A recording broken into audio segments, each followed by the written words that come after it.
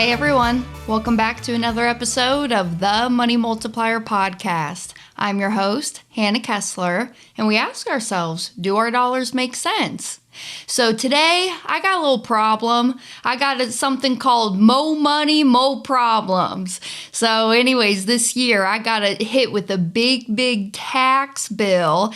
And so recently, I've been doing some things to move around in my financial life to better my tax liabilities that I got to pay each and every year. So I thought it would be fun to share with y'all what I'm doing, what the Kessler family is doing within our lives, and how we are minimizing the tax bill that we got to pay to the government each and every year. Because I agree, right? I want to pay the taxes that I rightfully owe and rightfully do, but if there's some strategies within the tax law and the tax book that I could exercise, I'm going to do it. So actually, one of my mentors always says, he says there's a tax for the informed and there's a tax for the uninformed. And so we're going to talk about the strategies of the informed folks today.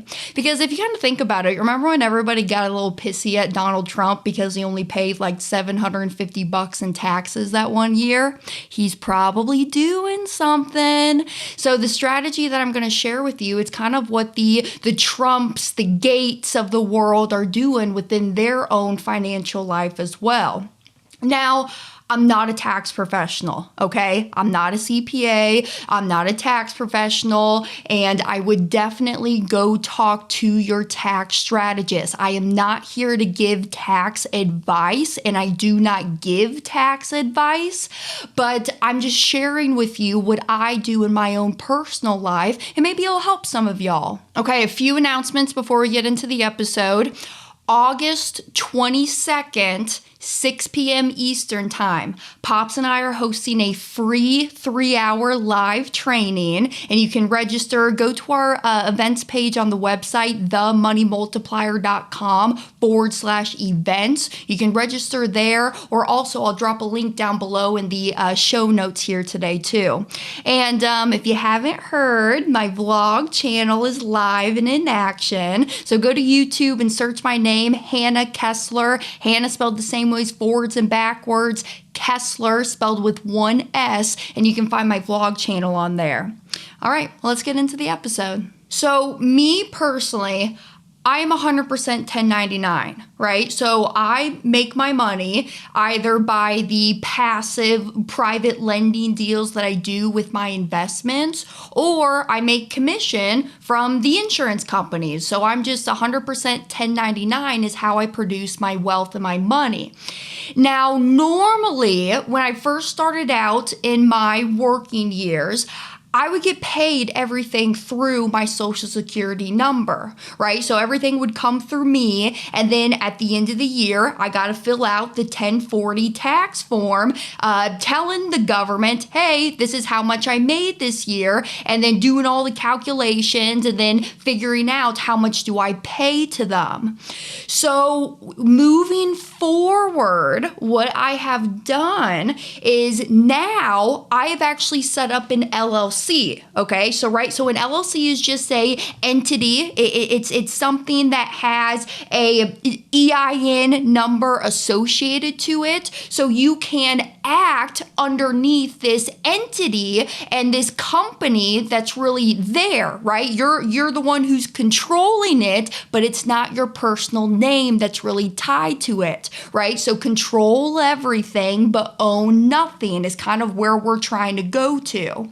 So I set up the LLC so that when I get paid, everything goes to the LLC. So it doesn't matter if it's my private lending deals or it's my active income from the commission dollars, everything gets paid to my LLC.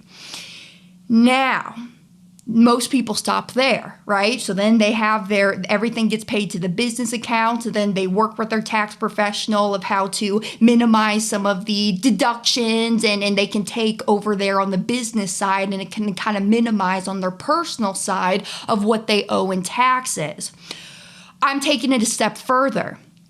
what we're doing within our own personal life. Have y'all ever heard about the 1041 tax form? Probably not, right? Because most of us file 1040s, and I've never heard what a 1041 tax form is. So what we're doing is then from the LLC, we've set up a business trust. Now, this is a specific business trust that is set up, and I am not a professional in that world. I'm still a student of this, so I'll give you resources of who you can contact to ask all these questions. But we set up a business trust. And then now what I do is from the money that I make, it goes into my LLC. Then from the LLC, it'll go into two directions. It'll either go to my business trust, or I will take out some owner distributions, and that's what I'm paying on a 1040 kind of structure. All right, so what I mean by that, so let's say that my expenses each and every month, let's say they're $10,000 a month, and that is my quality of life expenses. That's the grocery bill, that's the phone bill, that's the me wanting to go out and eat money, that's me wanting to go to the arcade, the movies, go buy myself a beer, whatever I'm doing, right? So the money that I'm taking out of the LLC is only my quality of life money. So the money that I am just using for day-to-day active expenses. The rest of the money that I'm not using, because hopefully there's more money left over at the end of the month, that then goes to the business trust. So then it all gets funneled into the business trust. Now, once it's in the business trust, what I'll do is actually I can own assets underneath that business trust. I can buy my real estate with it. I can buy businesses with it. Then that business trust is what owns the asset, the real estate or whatever I'm doing. And so the money then is all transferred from the business trust, and it can own those other assets that I'm buying or if I wish to buy them. Now, if I'm not using the money from the business trust, now what happens is it trickles down to another trust, my family trust. Now, within the family trust, this is the money that I use that is my primary residence, for instance, is held in it. If I want to go buy a boat, my van is held within the family trust. The cars, okay? So that's the family stuff. It's not the business stuff. It's my personal family stuff that's owned and being funded by the family trust. Now, from the family trust, if we're not using the money, it trickles down to the private foundation. Then from that private foundation, that's where we give our charitable givings to. So at the end of the year, what we got to do is there is a minimum that you got to hit to give away to a charity of your choice. You get to pick this charity and the donation amount that you want to do. There's just a minimum that you got to do. And then from the foundation, we're going out and giving those dollars away to whatever charitable organization that we want. And so kind of this step steer, haha. But that ladder there is how the money is getting trickled down from the active income all the way to the bottom of that foundation. And so what happens is in the tax world is if you donate a minimum or a certain percentage of what's within that foundation, you can take some big tax cuts and tax hits when it comes down to the time that you got to start paying taxes on your money. Now, this is just high level of what I'm sharing with you. There's a lot more details that you can get into, and I would actually turn you on to my personal tax professionals. It's Suleiman and Mahib, and their company is called the Wealth Builders Group.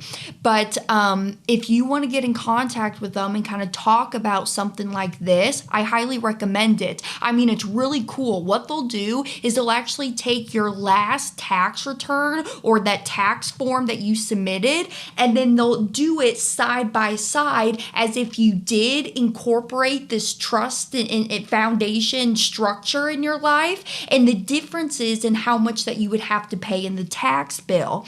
Now, I will say, this is only for folks who are over $100,000 a year in a tax liability.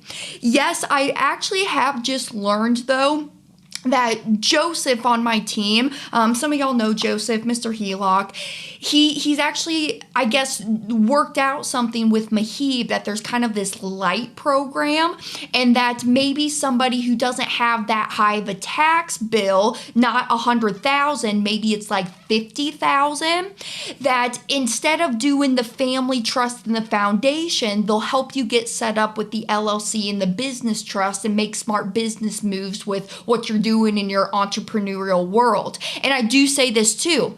This really only benefits folks who are 1099, not really too much W-2. Now, I could be wrong on that. Please go check with Mahib and Suleiman. I encourage you to have that conversation with them. But it's really more geared towards people with the 1099 income that's coming in.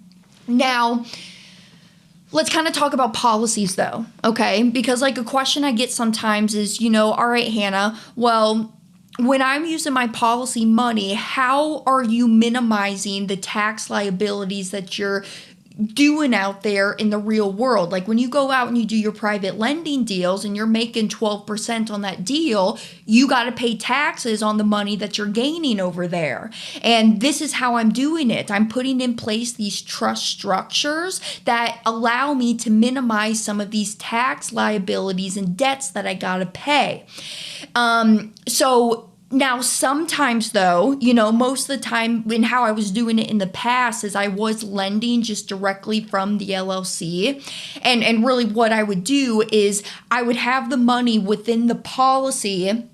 Policy money gets distributed to my checking account. My personal checking account, I would loan money to my LLC, and then the LLC would go do the private lending deal. Then it would get paid back. Then the LLC would pay Hannah back, and then with interest. And now then when my LLC paid me back with some extra interest, that interest was counted as a deduction for my business side, my LLC. But then you got to pay the gains over here when it comes in as personal income, right? Because now if your business is paying you more, you're making more. Now you got to pay tax on the gains and the income that you're making there. So I get the question all the time, well, Hannah, what are you doing to minimize that? And this is what I'm doing. Now, from the policy side though, right, the whole reason and like the tax benefits that come from the policies is that it's after tax money that goes into the policy, and then now those dollars are inside of that environment where it's growing tax-free for us. So when I go in and I take out a loan, yes, we're never taxed on loans to begin with, so loans are never taxable when we take them out, and even the death benefit on that policy is tax-free too. That gets paid out lump sum tax-free to your beneficiary of whoever you named. Now, I have heard too around the grapevine that there are certain ways that you can make actually your premiums deductible as well. Either premiums being deductible or putting pre-tax dollars into policies. And I believe you can do this with certain trusts and certain corporations in play. But I'm not a professional on that, and I'll definitely go talk to somebody and kind of strategize. An outside of the box thinker when it comes to the tax code. But really from a tax standpoint, when it comes to the policies, it's really just my money is in there growing tax free, and when I take out the loans, it's all tax free to me, and so it's just uninterrupted compounding tax free growth that's coming from that policy. And then later on down the road, right, if you've been tuning into me for a little bit, you know that maybe in the future, if you want to take out tax free withdrawals from the policy to start to live on, you can always do that too. Because the whole mindset, right? The whole mindset is we want to pay tax on our money one time only, at the lowest rate possible, and then get that money into a tax-free environment where it's growing tax-free. So that is just a little bit. I know this was a short and sweet episode. I hope my thoughts came through clearly though. Like I mentioned before, I'm still a student of this. So my dad's been incorporating this trust structure now going on 4 years. This is my first year doing it along with my older brother. And then my younger brother, he's getting set up with his stuff right now too, like within his own personal life. But let's recap, okay? Before I let you go, let's recap. Step number 1, what I do, money is being produced, it goes to the LLC. Then from the LLC, it will get distributed out as owner distributions for my quality of life expenses. If I'm not using the money, then it goes to the business trust. Business trust, that can buy my real estate, that can buy the businesses, that can buy my investments, whatever I got going on in my business entrepreneurial world.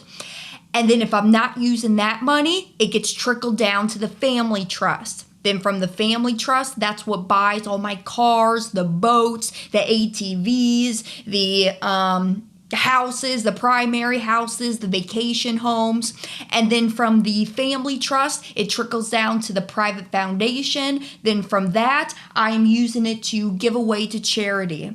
So I like this just because, not to get on this whole topic, but I like this because I can manage where I want my hard-working dollars to be spent. No offense, but I'm not a huge fan and I don't totally understand what the government is doing with all of my tax-paying dollars. So I like this structure because it gives me the control, just like within the infinite banking concept, it gives me the control to allocate my hard-working money to where I want it to go, what I feel passionate about, and whatever charity that I want to give my money away to. So I hope that helps a few of y'all. And like I mentioned, reach out to Suleiman and Mahib. I don't know if I said this, but they're actually a son and father kind of duo group, just like Pops and I, father-daughter. So Mahib is the son. He's right around my age. I think he's like 24, 25. And then Suleiman is his father. And they're really good friends of ours too. So actually him, mom, and all of them get together multiple times a year, just kind of hang out.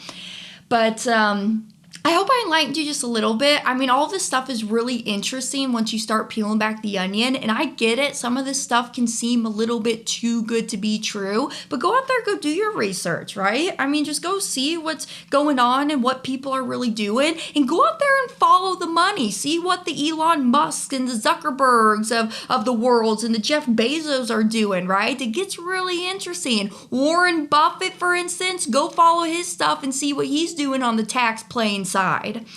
So as always, I appreciate y'all for tuning in. And I ask y'all, do your dollars make sense? So reach out to me. I'm always here to help. You can shoot me an email, text message. Hannah at themoneymultiplier.com is my email address. And subscribe to the YouTube channel. Give us 5 stars.